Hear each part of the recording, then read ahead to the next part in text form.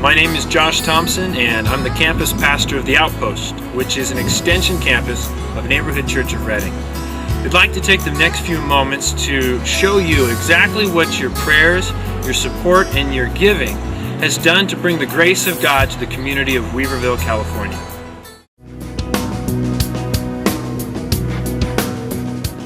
Several women show up at my doorstep and they were asking, what are you guys doing? Where are you going? I want to know. So we began to share with them, neighborhood church and what we found and the teaching that Bill was giving that was blessing and changing our family, and they wanted it. And we began to share CDs and sermon notes and our own testimony of the changes that were happening, and they were hungry. They were all hungry and wanting. And one lady in particular, she called me one day and she said, is there any way that you could bring that teaching up here? Because by this time, they had DVDs and we'd shown her one. And she said, is there a way? And I said, well, I don't know if there's a way. That's neat and everything. And she said, well, would you ask? So I typed off an email to Bill. What do you think? And it was met with no response. So a couple of weeks went by, and I just had to assume that no answer meant no. Well, the woman called me back and she said, so what did they say? And I said, well, nothing. And she said, well, could you ask again? Okay, I'll ask one more time. So I typed one more email off to Bill. He got that email and he called me. We gathered some friends together and went down and met with Bill and some staff members in his office and just shared, okay, where are you coming from? Well, what are you asking us for? And I honestly believe at that point, we didn't know what we were asking for. We were just asking on behalf of hearts that were needy. None of us really know what the path is going to look like here, but we need to walk down it. And that was the very beginning of the Outpost. We started in our living room. We went on eBay, we bought screen fabric.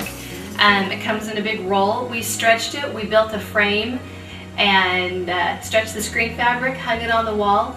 We would receive the DVDs from Neighborhood Church every week. We met right here in our living room. We had 11 people that first Sunday. And it was simple. It was just a DVD player and a projector and a screen and 11 needy, desiring hearts.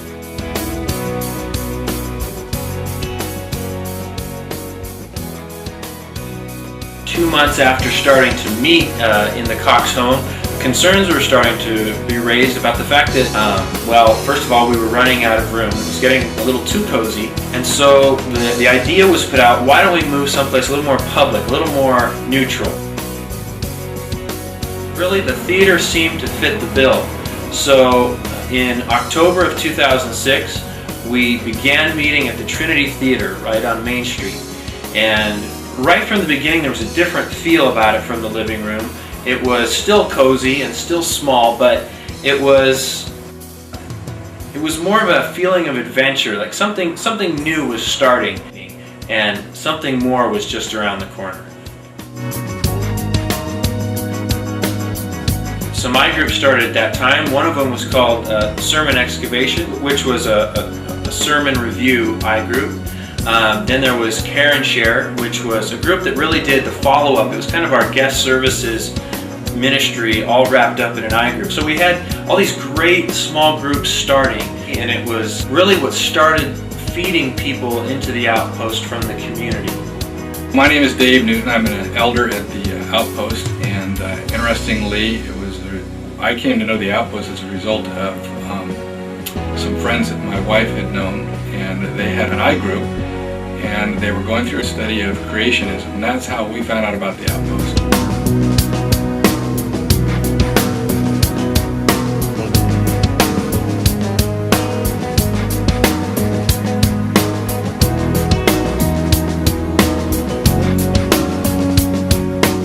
We started, one of our members found out that my parents are missionaries in Africa, and found out about that Operation Christmas Child had never sent Christmas boxes to the country of Gabon. And so she organized this Operation Gabon Christmas Child and got about 60 boxes together for children of all different ages, and a team from the Outpost came together, put these together, and sent them over to this village.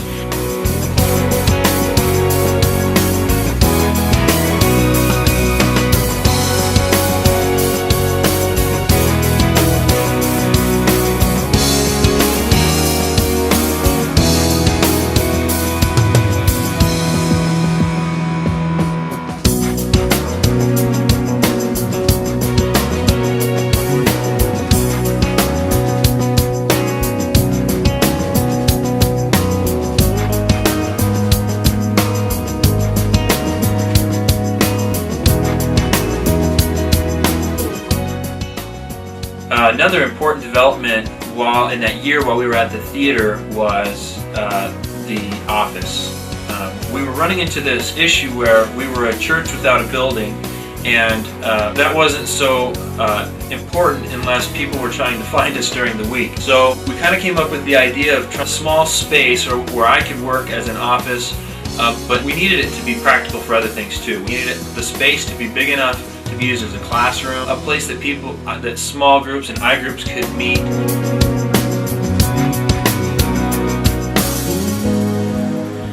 It was because of this tripling in size in 11 months that, again, our group found ourselves at a place where we needed to decide what we were going to do. We hadn't filled all our seats yet at the theater, but it was happening fast, and we wanted to stay ahead of this growth curve. So we started looking around to see what was the next step for us? Where could we go? It turned out the elementary school gym was potentially perfect. It had a large area. We had well-lit classrooms, which was a problem in the theater. It was very roomy, and it seemed to be just the perfect place for us.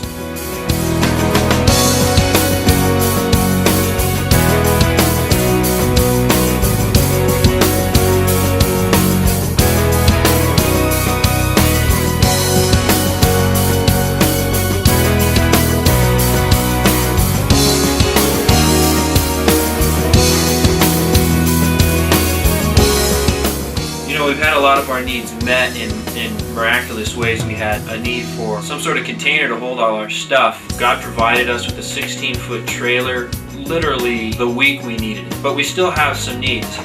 We're trying to develop our worship ministry, our music ministry. We have a need for instruments. Leader-wise, we have needs for a youth pastor. If you were to ask me, where I see the Outpost being in the next 3 to 4 years, I get excited because I see us hitting 300 or 400 in a few years. I see us in a building of our own, potentially. I see us with a thriving youth group. I see us doing outreach things consistently, being in the community. We want to be a church that's relevant by going out of our four walls and infiltrating the community and helping, and being a church that contributes. And even if that's just a small part of it, that's a big part of our vision for the Outpost.